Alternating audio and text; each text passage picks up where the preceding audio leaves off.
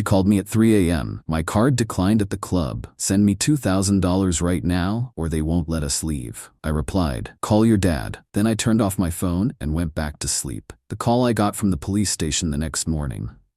Let me get straight to it because this story is insane.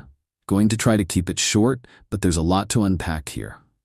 I'm 30M, engaged to Tiffany, 27F, for 8 months now. We don't live together yet because I wanted to make sure we were compatible before signing a lease. Smart decision, as it turns out. She lives in an apartment with 2 roommates about 20 minutes from my place. Background on Tiffany. Comes from money but got cut off by her parents 2 years ago for reasons she's always vague about. Claims they're controlling and don't understand her independence. Works at a marketing firm making maybe $40K but spends like she makes $100K. Always dressed perfect, designer bags, expensive dinners, you know the type. We'd been having problems about money for months. She expected me to pick up tabs for everything because that's what boyfriends do, but I'm not made of cash. I work in commercial HVAC making decent money, but I'm not funding someone else's luxury lifestyle. Made that clear from day one. The real issues started when her friends got involved. This group of 4 girls from college who all married rich guys and spend their days shopping and posting Instagram stories from expensive restaurants. They constantly pressure Tiffany to keep up with their lifestyle even though her situation is completely different. These friends are toxic as hell. Always suggesting expensive weekend trips to wine country or Vegas that cost thousands per person. When Tiffany can't afford it, they make snide comments about her budget lifestyle and how sad it is that she has to work for a living. I told Tiffany multiple times that these women weren't real friends. Real friends don't pressure you to spend money you don't have just to fit in with their crowd. But she was desperate to maintain her social status, even if it meant going into debt. 3 weeks ago, Tiffany's friend Madison got engaged to some investment banker. They threw an engagement party at this upscale venue downtown with an open bar and fancy catering. The kind of party that costs more than most people's cars.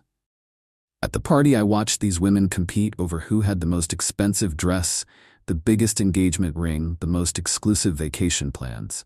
It was disgusting watching grown adults act like teenagers trying to impress each other with daddy's money. Tiffany was miserable the whole night. She'd borrowed a dress from her roommate and felt underdressed compared to her friends' designer outfits. Kept making comments about how lucky Madison was to find a man who could provide that kind of lifestyle. That's when I knew our relationship was in trouble. She wasn't looking at me as a partner, she was evaluating my earning potential against her friends' husbands. I wasn't a person to her, I was a bank account with a pulse. The week after the engagement party, Tiffany started dropping hints about wanting a bigger ring. Mine was a modest 1 carat from K Jewelers, but apparently that wasn't impressive enough for her social circle. She showed me pictures of Madison's 3-carat Tiffany setting that probably cost 50 grand. I shut that conversation down immediately. Told her we'd already discussed our budget and expectations. That if she wanted to compete with trust fund babies, she should have thought about that before getting engaged to a working-class guy. She got defensive, saying she wasn't trying to compete with anyone. Just wanted to feel special on her wedding day, like any bride would. But I'd heard her on phone calls with her friends, complaining about my cheap ring and how embarrassed she was to show it off. 2 weeks ago, Tiffany informed me she was planning a bachelorette party in Miami.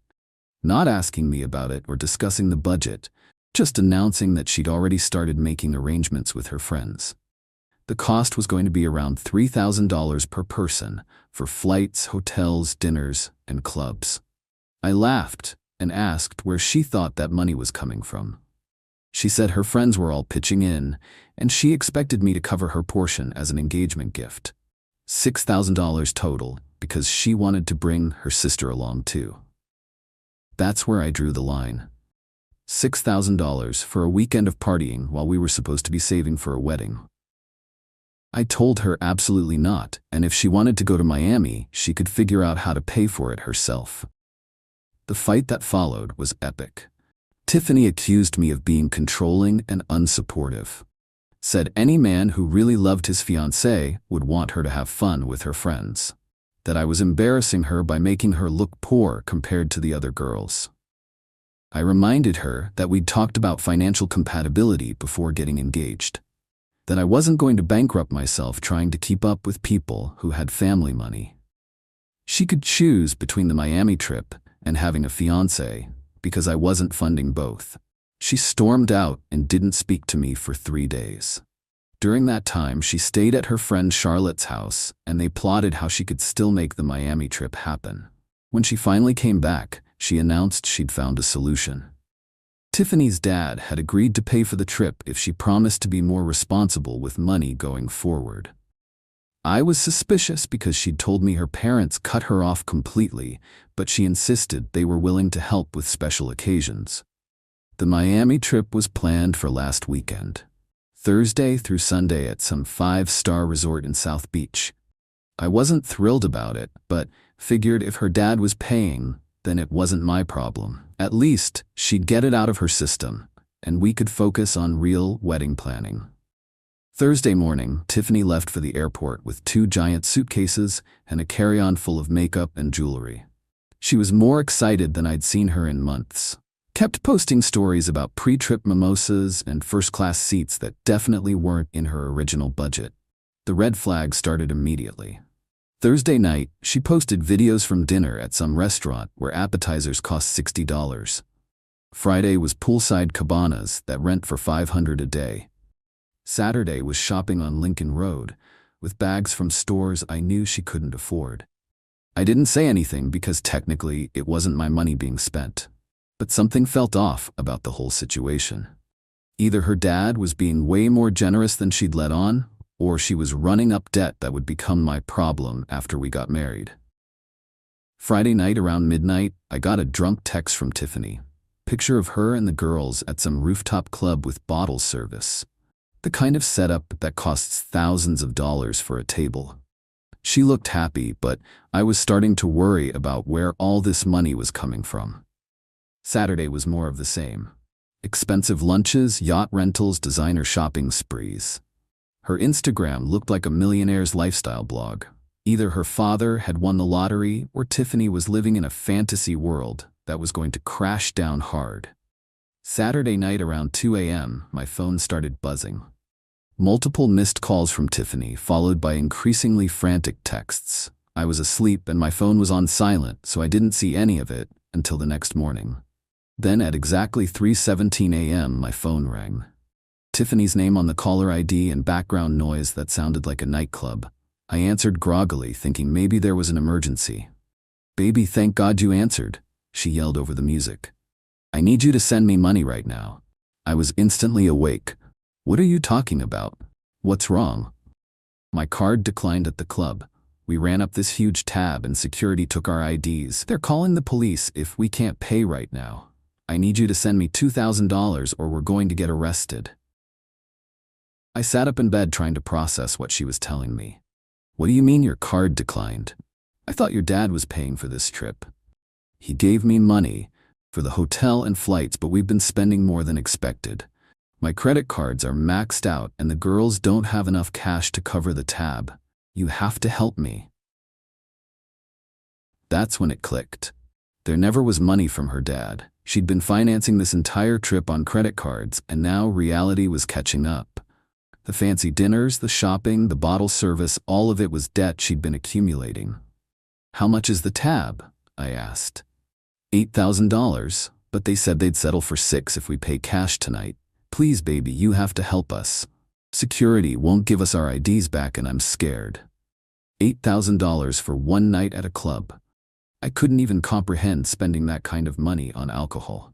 But what really got me was her assumption that I would just wire her thousands of dollars at 3 a.m. to clean up her mess. "Call your dad," I said calmly. "What? I told you he already helped with the trip. I can't ask him for more money. Please just send me what you can and I'll figure out the rest. You lied about your dad paying for anything, didn't you? This whole trip has been on credit cards, and now you're stuck with a bill you can't pay." Silence on her end, except for the club music in the background. Then she started crying. Please don't do this to me. I made a mistake, but I need help right now. We can talk about everything else later. That's when I made the decision that probably saved my financial future. Call your dad, I repeated. If he has money for your lifestyle, then he has money to get you out of this mess. I'm not your ATM. You can't be serious. I'm your fiancé. When someone you love is in trouble, you help them. When someone you love lies to you about money and runs up thousands in debt behind your back, you learn who they really are. Figure it out yourself. I hung up and turned off my phone, went back to sleep and didn't think about it again until morning. Around 9 a.m. my phone started buzzing the moment I turned it on. Dozens of missed calls from Tiffany, plus calls from numbers I didn't recognize. Voicemails that I deleted without listening, text messages that got increasingly desperate as the night went on. Then around 11 a.m., I got a call from a Miami area code that I almost didn't answer. But something told me I should take it. Is this Jacob Morrison? Speaking. This is Sergeant Rodriguez with Miami Beach Police Department. We have your fiancée Tiffany Walsh in custody and she asked us to contact you. My heart sank. Despite everything, I didn't want her to actually get arrested.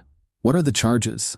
Theft of services and disorderly conduct. She and 3 other women racked up a substantial bill at a nightclub last night and couldn't pay. When police arrived to investigate, your fiancée became belligerent and resisted when officers tried to arrest her. I rubbed my temples trying to process this information. Is she okay? She's fine physically. Spent the night in county lockup and will be released this morning if someone can post her bail. She insisted we call you to arrange payment and pickup.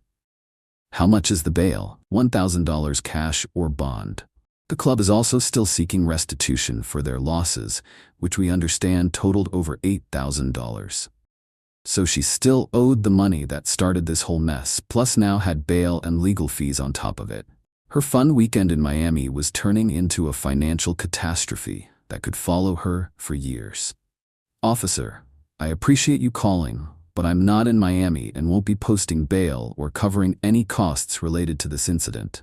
She'll need to contact her family or friends for assistance. Long pause on the other end. Sir, are you sure? She was very insistent that you would handle the situation. I'm sure. She created this mess with her own choices, and she can figure out how to clean it up. After I hung up, I sat there thinking about how we'd gotten to this point. 9 months ago, I thought I was engaged to someone responsible and mature. Now she was sitting in a Miami jail cell because she couldn't control her spending or face reality about her financial situation. The next few hours were wild. Tiffany's friends started calling me, demanding I bail her out. Charlotte screamed at me for abandoning my fiancé in her time of need.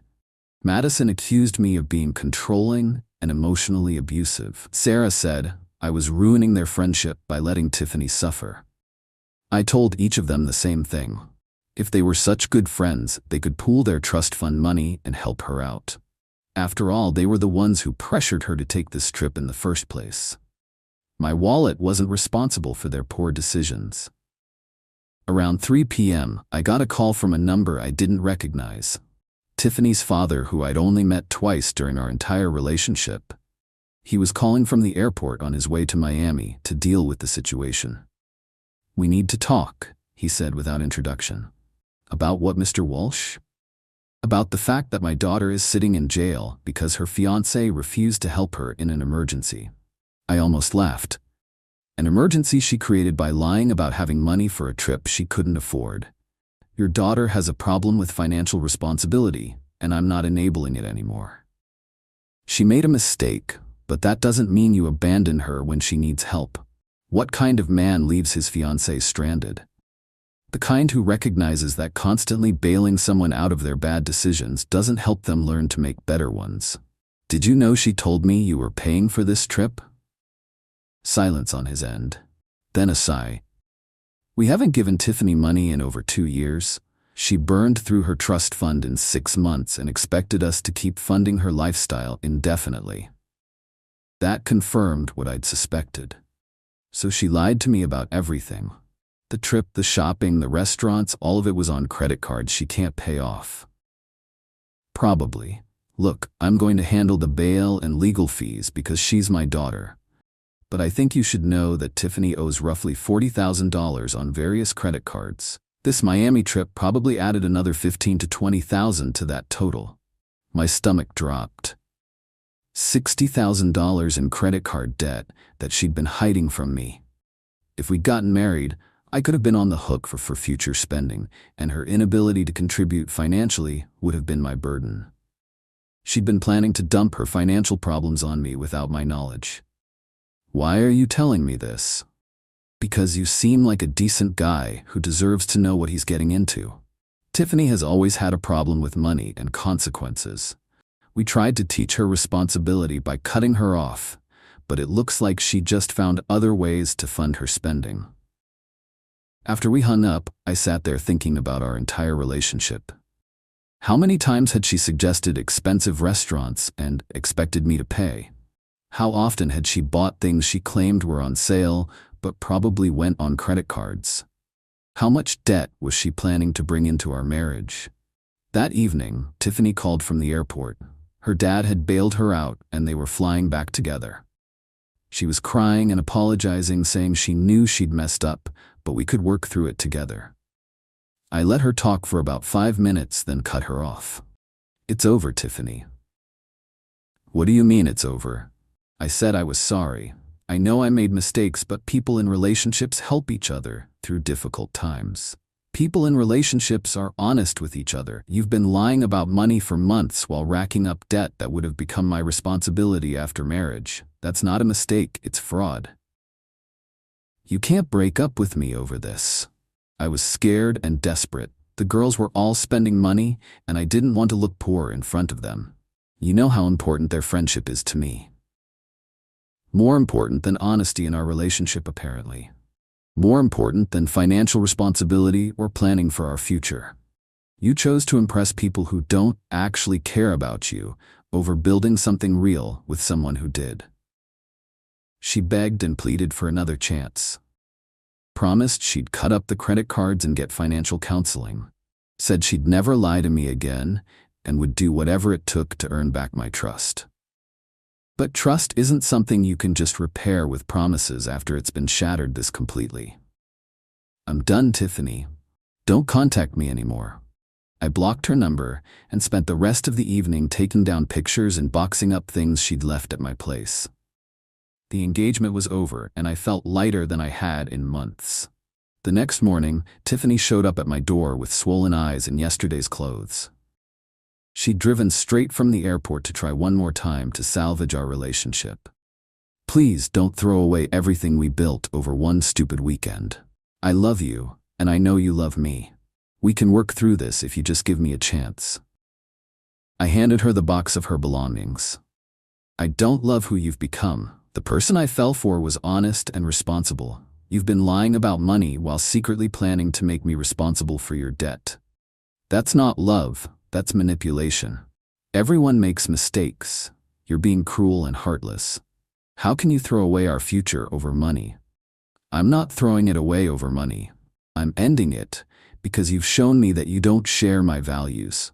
You care more about appearances and social status than honesty and responsibility. We're not compatible, and we never were. She stood on my porch crying and begging for another chance, but I closed the door. Sometimes you have to make hard decisions to protect your future, even when it hurts in the moment. Update since this blew up. Tiffany's been trying to contact me through mutual friends for the past week. She's apparently in credit counseling and wants to prove she's changed. Her friends are still harassing me on social media, calling me heartless for abandoning her. Found out from her roommate that she owes closer to $70,000 total when you include the Miami trip charges. Her dad hired a lawyer to negotiate down the club bill, but she still owes around $12,000 for that weekend alone. She moved back in with her parents because she can't afford rent anymore. Lost her job because she called out sick for 3 days after getting back from Miami without explanation. My family thinks I made the right choice. Her family is split between being mad at me and being relieved that I won't be taking on her financial problems. I'm focusing on myself and my career now. Looking into buying a house, since I don't have to worry about someone else's debt anymore. Dodged a massive bullet, and learned to trust my instincts about people's character. For anyone dealing with something similar, pay attention to how your partner handles money and stress. Those traits don't magically improve after marriage, they get worse when there are legal protections, making it harder to leave. 3 months ago, I thought I was planning a wedding. Now, I'm planning a life where I don't have to worry about someone else's poor decisions bankrupting me. Sometimes the worst things that happen to you turn out to be the best things that could have happened. Things that could have happened. Things that could have happened.